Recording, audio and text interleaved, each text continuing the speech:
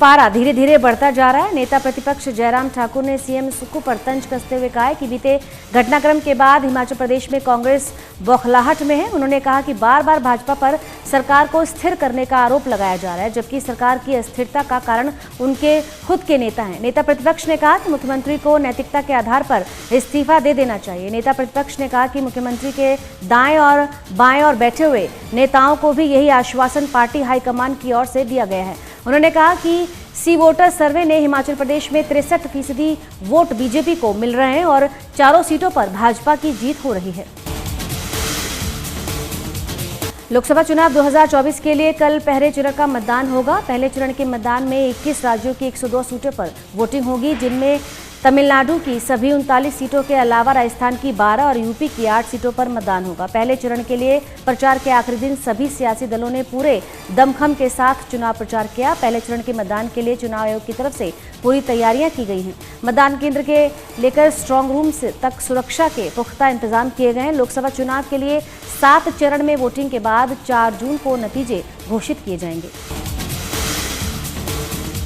Electronic voting machine यानी EVM के वोटों और वीवीपीएटी पर्चियों की क्रॉस चेकिंग की मांग को लेकर सुप्रीम कोर्ट में आज फिर सुनवाई होगी। पिछली सुनवाई के दौरान याचिकाकर्ता ने कहा कि ईवीएम और वीवीपीएटी में लगने वाली चिप को प्रोग्राम किया जा सकता है और मशीनों में छेड़छाड़ की आशंका से इनकार नहीं कर सकते। इस पर कोर्ट की ओर से समाधान पूछे जाने पर याचिकाकर्ताओं ने 3 सुझाव भी दिए, जिनमें से पहला बैलेट पेपर पर वापस जाना, दूसरा मतदान को वीवीपैट की पर्ची बैलेट क्रॉस में डालने और पर्चियों की गिनती की मंजूरी दिए जाने और तीसरा मशीन की शीशों को ट्रांसपेरेंट बनाने और सभी वीवीपीएटी पर्चियों की गिनती किए जाने का सुझाव था।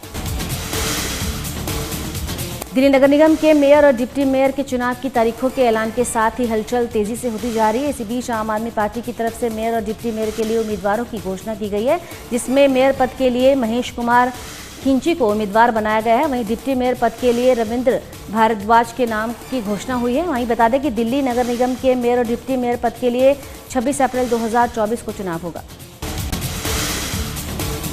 लोकसभा चुनावों को लेकर पार्टियों की तरफ से चुनाव प्रचार किया जा रहा है। वहीं झारखंड के रांची में 21 अप्रैल को होने वाली विपक्षी गठबंधन की रैली होने जा रही है, जिसमें दिल्ली के सीएम अरविंद केजरीवाल की पत्नी सुनीता केजरीवाल हिस्सा लेंगी। बता दें कि पंजाब के मुख्यमंत्री भगवंत मान और आप शासक के संजय सिंह भी इस रैली में शामिल होंगे।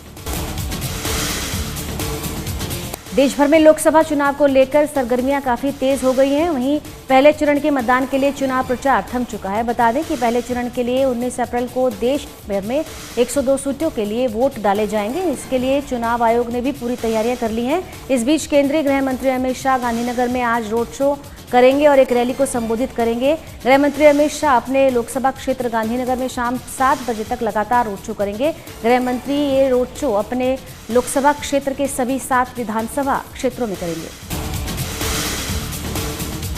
चुनावों के मद्देनजर बीजेपी के राष्ट्रीय अध्यक्ष जेपी नड्डा असम में रैलियां करेंगे। जेपी नड्डा असम के कोकरझारा में एक सार्वजनिक रैली को संबोधित करेंगे। उसके बाद दोपहर 1:45 बजे डंडा सहरिया एचएस खेल मैदान भेंगांव अलदपुरी में एक सार्वजनिक रैली को संबोधित करेंगे। जिसके बाद जेपी नड्डा दुधनोई राजोहुआ खालपाथर में दोपहर करीब 4 बजे एक जनसभा को संबोधित करेंगे।